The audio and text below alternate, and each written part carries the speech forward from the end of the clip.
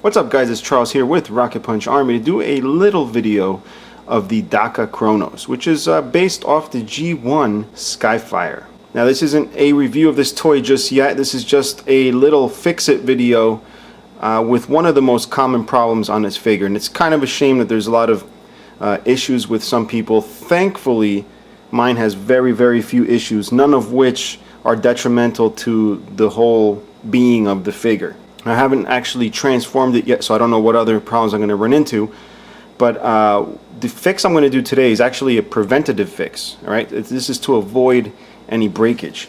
Now as we move down, we're going to get to the spot that needs the fixing. Some people have reported a lot of breakage in the ankles. Now there's also been replacement parts sent out to retailers. Some of you are going to be getting your Kronos with those replacement parts, or some of the retailers will have them on hand just in case there's any issues, and some of them I think have been either fixed before they've been sent out. I don't know the whole story behind it.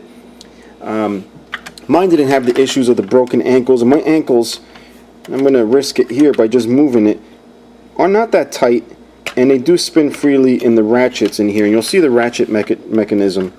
It's actually a slot right with those little round bits going around. That's what holds the ankle, and a lot of people probably wondering why the hell they would do that, but you got to understand this figure is really heavy. A ball joint is just not going to do it, and I think it's a pretty neat design. It still allows movement side to side, but that's where it's breaking, right here.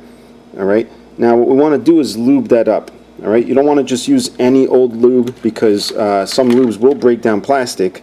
So if we've already gone ahead and just used any old lube like petroleum base or whatever, you may want to just get rid of that.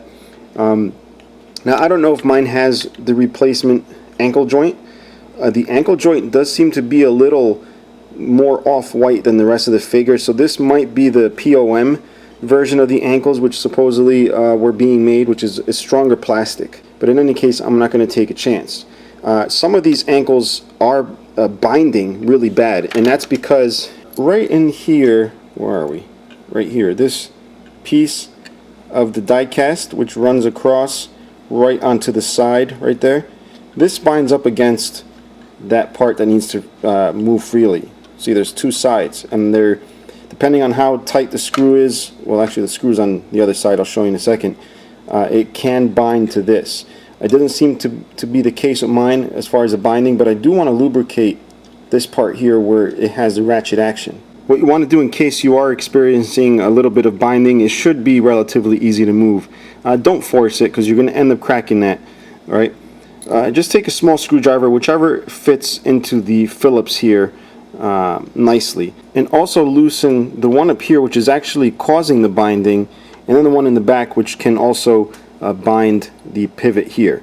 Alright, once you have that, you should feel a little bit of movement there. You may want to leave it not loose, but enough where it's not really pushing against any of the plastics. Once you have that done, very important, use a plastic safe grease.